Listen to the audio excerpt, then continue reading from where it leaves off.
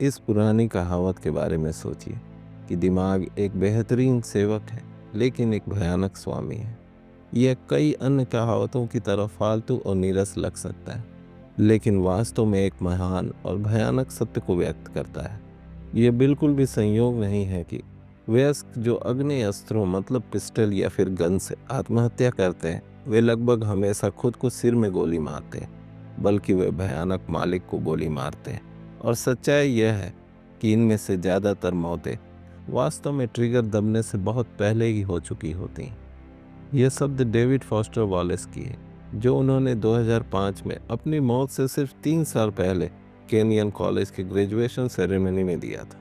और 2008 में उनके भयानक मालिक ने अंततः डेविड फॉस्टर वॉलेस को हरा ही दिया, क्योंकि उन्होंने अवसाद के कारण खुद की जान ले ली, जिसने इस स्पीच की लोकप्रियता को और भी बढ़ा दिया।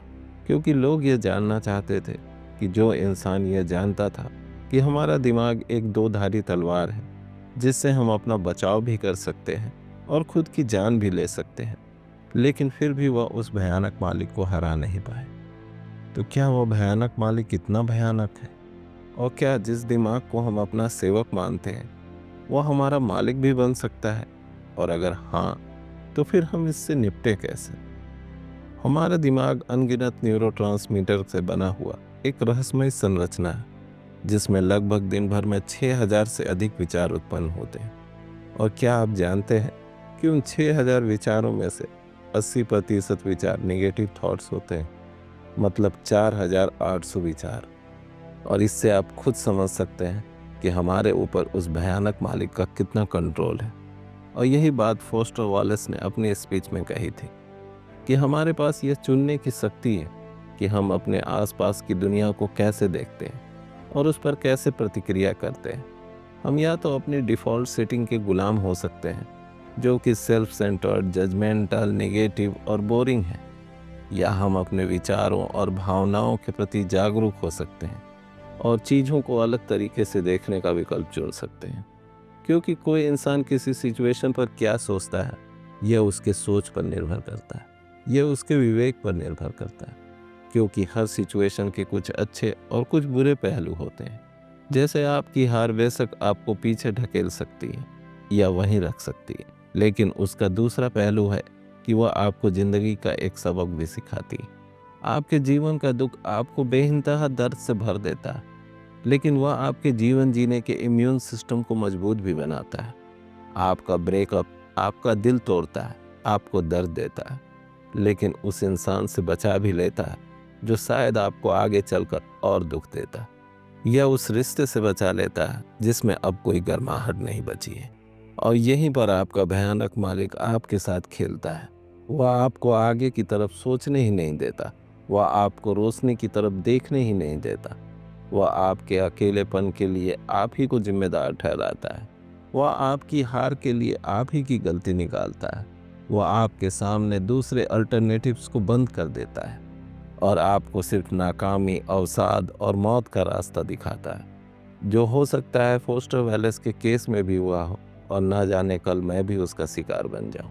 क्योंकि मेरे अनुसार अपने विचारों पर कंट्रोल करना एक ढोंग है जो आपको धर्मात्मा की श्रेणी में ले जाता है, लेकिन हम तो इंसान भी पूरे ठीक से नहीं।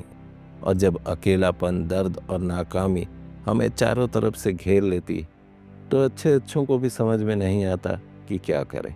क्योंकि जीवन की उलझनें ऐसी ही होती हैं कि आप जितना उसको सुलझाने की कोशिश करेंगे वह उतनी ही उलझती जाएगी। इसी को फोस्टर वेलेस अपनी किताब इन्फिनिटी जेस्ट में बीमारी कहते हैं। जो बीमारी मन और शरीर, सिद्धांत और व्यवहार, बुद्धि और भावना के अलगाव से उत्पन्न होती है।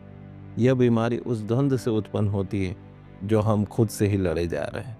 और आप ही बताइए, जब हम खुद ही से लड़े जा रहे हैं तो फिर हमारा अपने विचारों पर कंट्रोल कैसे होगा? तो अब सवाल उठता है कि आखिर हम क्या करें? देखिए, मैं तो आपको वही बता सकता हूँ जो मैं अपने विचारों को जानने और समझने के लिए करता हूँ। और हो सकता है क्योंकि हर इंसान अलग है, इसलिए मेरा मेथड आप पर फिट भी ना बैठे। क्योंकि मैं कभी भी अपने विचारों को कंट्रोल करने की कोशिश ही नहीं करता हूँ। मैं उसकी जगह पर अपने विचारों को जानने की कोशिश करता हूँ, परिस्थितियों को दूसरे एंगल से देखने की कोशिश करता हूँ और इस चीज़ में मेरी मदद करती है मेरी लिखने की आदत। जब भी मैं किसी बात से परेशान या तनावग्रस्त महसूस करता हूँ तो मैं इसे एक जर्नल या नोटबुक में लिख लेता हूँ।